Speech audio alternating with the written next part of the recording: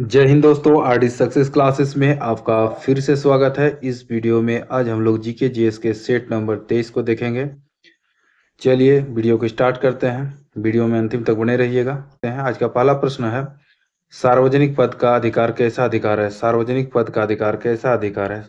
तो इसका सही उत्तर हो जाएगा ऑप्शन ए, नागरिक अधिकार। जी हाँ, सार्वजनिक पद का अधिकार नागरिक अधिकार का पद होता है। प्रश्न संख्या दो में है, किस लड़ाई ने मोहम्मद गोरी के लिए दिल्ली क्षेत्र खोल दिया? किस लड़ाई ने मोहम्मद गोरी के लिए दिल्ली क्षेत्र खोल दिया? तो इसका सही उत्तर हो जाएगा तराइन की दूसरी लड़ाई। ऑप्शन बी बिल्कुल सही जवाब है। और तराइन की दूसरी लड़ाई कब हुआ था? तो 1192 में। किसके किसके बीच? तो पृथ्वीराज चौहान और मोहम्मद गोरी के बीच।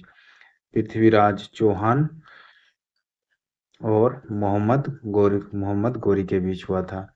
इसमें जो है मोहम्मद गोरी जीत गई थी। मोहम्मद गोरी का जीत हुआ था और पृथ्वीराज चौहान हार गए थे, याद रखिएगा। और इसी युद्ध के दौरान मोहम्मद गोरी ने दिल्ली क्षेत्र को खोल दिया था। प्रश्न संख्या 3, चोल राजाओं का शासन कहाँ था? चोल राजाओं का शासन कहाँ था? तो इसका सही उत्तर हो जाएगा तमिलनाडु पर। जी हाँ, तमिलनाडु पर चोल राजाओं का शासन था। प्रश्न संख्या 4 में है, लाभों के अभिनव सिद्धांत का प्रतिपादन किसने किया था? लाभों के अभिनव सिद्धांत का प्रतिपादन किसने किया था? तो इसका सही उत्तर हो जाएगा ऑप्शन ए, जे ए सुम्पीटर जो थे वो लाभों के अभिनव सिद्धांत का प्रतिपादन किया था। प्रश्न संख्या 5 में है, निम्न में से कौन सा प्रशासन पर विधायी नियंत्रण के अंतर्गत नहीं आता? निम्न में से कौन सा प्रशासन पर विधायी नियंत्रण के अंतर्गत नहीं आता? तो इसका सही उत्तर हो जाएगा ऑप्शन डी, किसी विधेयक निरूपण। प्रश्न संख्या 6 में है, संसदीय प्रकार की सरकार की एक प्रमुख विशेषता क्या है? संसदीय प्रकार की सरकार की एक प्रमुख विशेषता क्या है? तो इसका सही उत्तर हो जाएगा ऑप्शन डी, संसद के प्रति मंत्रिपरिषद का सामूहिक उत्तरदायित्व। प्रश्न संख्या 7 काफी महत्वपूर्ण है, न्यायपालिका द्वारा बनाए गए कानून को क्या कहते हैं? न्यायपालिका द्वारा बनाए गए कानून को क्या कहते हैं? तो इसका सही उत्तर हो जाएगा ऑप्शन बी, निर्णय विधि। प्रश्न संख्या 8, भारत का पहला चुनाव आयुक्त कौन था? भारत का पहला चुनाव आयुक्त कौन था? तो इसका सही उत्तर हो जाएगा option D, doctor Kumar Sen. प्रश्न संख्या 9, किस समाचार पत्र का संपादन महात्मा गांधी ने किया था? किस समाचार पत्र का संपादन महात्मा गांधी ने किया था? तो इसका सही उत्तर हो जाएगा ऑप्शन ए, नवजीवन समाचार पत्र का। नवजीवन समाचार पत्र का संपादन महात्मा गांधी द्वारा कब किया गया था? तो याद रखिएगा 1919 में। प्रश्न संख्या 10, मोंगियापत्तन किस राष्ट्र में स्थित है? मोंगियापत्तन किस राष्ट्र में स्थित है? तो इसका सही उत्तर हो जाएगा ऑप्शन बी, बांग्लादेश में स्थित है मोंगियापत्तन।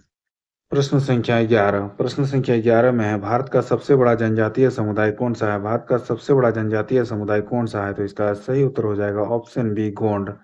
जी हाँ, गोंड समुदाय जो है जनजातीय समुदाय भारत का सबसे बड़ा जनजातीय समुदाय है। प्रश्न संख्या 12 में है, नागरिकता प्राप्त करने के लिए शर्तें निर्धारित करने वाला सक्षम निकाय कौन सा है? तो इसका सही उत्तर हो जाएगा ऑप्शन सी, संसद। प्रश्न संख्या 13, संसद की किस वित्तीय समिति में राज्यसभा का कोई प्रतिनिधित्व नहीं होता है? तो इसका सही उत्तर हो जाएगा प्राक्कलन समिति। जी हाँ, प्राक्कलन समिति में 30 सदस्य होते हैं जो केवल लोकसभा से होते हैं, याद रखिएगा। लोकसभा से, सारे सदस्य लोकसभा से होते हैं। प्रश्न संख्या 14, संविधान की व्याख्या कौन करता है? तो इसका सही विकल्प हो जाएगा ऑप्शन सी, न्यायपालिका। न्यायपालिका जो है वो संविधान की व्याख्या करता है। प्रश्न संख्या 15, ज्ञानपीठ पुरस्कार किस क्षेत्र में दिया जाता है? ज्ञानपीठ पुरस्कार किस क्षेत्र में दिया जाता है? तो इसका सही उत्तर हो जाएगा ऑप्शन ए, साहित्य के क्षेत्र में। और ज्ञानपीठ पुरस्कार की शुरुआत कब से हुई? तो इसका सही उत्तर हो जाएगा 1961 से। लेकिन दिया जाने लगा कब से? 1965 से दिया जा रहा है। और पहला ज्ञानपीठ पुरस्कार विजेता कौन था? तो जी शंकर कुरूप। जी शंकर कुरूप जो थे वो पहला ज्ञानपीठ पुरस्कार विजेता थे। और किस भाषा भाषा के में दिया गया था पहला ज्ञानपीठ पुरस्कार? याद रखिएगा, मलयालम भाषा में। मलयालम भाषा में दिया गया था। अगला है प्रश्न संख्या 16, प्रसिद्ध खजुराहो का मंदिर का निर्माण किसने किया था? प्रसिद्ध खजुराहो का मंदिर का निर्माण किसने किया था? तो इसका सही उत्तर हो जाएगा ऑप्शन ए, चंदेल राजाओं के द्वारा। अगला है प्रश्न संख्या प्रश्न संख्या 17 भारत के स्थलाकृतिक मानचित्र निम्न में से कौन सा संगठन बनाता है? तो याद रखिएगा, इसका सही विकल्प हो जाएगा भारतीय सर्वेक्षण। जी हाँ, भारतीय सर्वेक्षण भारत के स्थलाकृतिक मानचित्र का निर्माण करता है। प्रश्न संख्या 18 में है, कौन सा देश सबसे अधिक टिम्बर पैदा करता है? टिम्बर का मतलब होता है इमारती लकड़ी। तो कौन सा जो देश है सबसे अधिक इमारती लकड़ी का पैदा करता है? तो इसका सही उत्तर हो जाएगा ऑप्शन ए, संयुक्त राज्य अमेरिका, यूएसए। 19 नंबर का प्रश्न है, संयुक्त राष्ट्र संघ द्वारा हर वर्ष 2 अक्टूबर को कौन सा दिवस घोषित किया गया है? तो इसका सही उत्तर हो जाएगा ऑप्शन ए, अंतर्राष्ट्रीय अहिंसा दिवस। प्रश्न संख्या 20, बद्रीनाथ और केदारनाथ मंदिरों के गर्भगृह में निम्न में से किन देवताओं की पूजा होती है? तो बद्रीनाथ में होता है विष्णु का, और आपका केदारनाथ में शिव जी का। तो ये बद्रीनाथ में विष्णु जी का और केदारनाथ में शिव जी का पूजा होता है। बद्रीनाथ किस नदी के किनारे स्थित है, ये पूछा जाता है। तो याद रखिएगा, अलकनंदा नदी के किनारे। बद्रीनाथ अलकनंदा नदी के किनारे, और वहीं पर आपका जो ये केदारनाथ है वो स्थित है आपका मंदाकिनी नदी के किनारे। मंदाकिनी नदी के किनारे। प्रश्न संख्या 21 में है, उस स्थिति को क्या कहते हैं जिसमें कुल आय कुल लागत के बराबर हो? कुल आय जो है कुल लागत के बराबर हो, तो ऐसी स्थिति को कहा जाता है ऑप्शन सी, संतुलन स्तर बिंदु।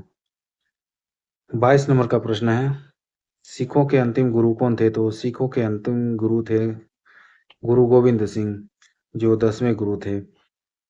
सिखों के अंतिम गुरु कौन थे? गुरु गोविंद सिंह। प्रश्न संख्या 23, गंगा को उत्तर से दक्षिण ले जाने वाला चोल राजा कौन था? तो इसका सही उत्तर हो जाएगा राजेंद्र चोल। जी हाँ, राजेंद्र चोल प्रथम जो थे वो गंगा को उत्तर से दक्षिण ले गया था। प्रश्न संख्या 24, मलेशिया की प्रशासनिक राजधानी कौन सी है? तो मलेशिया की प्रशासनिक राजधानी है पुत्रजया। ऑप्शन ए बिल्कुल सही है। आज का अंतिम प्रश्न है प्रश्न संख्या 25, द फ्यूचर ऑफ इंडिया पुस्तक के लेखक कौन है? तो इसका सही उत्तर हो जाएगा ऑप्शन ए, विमल जलान। तो ये था आज का महत्वपूर्ण 25 प्रश्न जो आपके आगामी परीक्षाओं के लिए काफी महत्वपूर्ण है। यदि वीडियो अच्छा लगा तो एक लाइक कर दीजिएगा और चैनल को सब्सक्राइब कर लीजिएगा। चलिए मिलते हैं ऐसे एक महत्वपूर्ण प्रश्नों के सेट के साथ, तब तक के लिए नमस्कार, जय हिंद।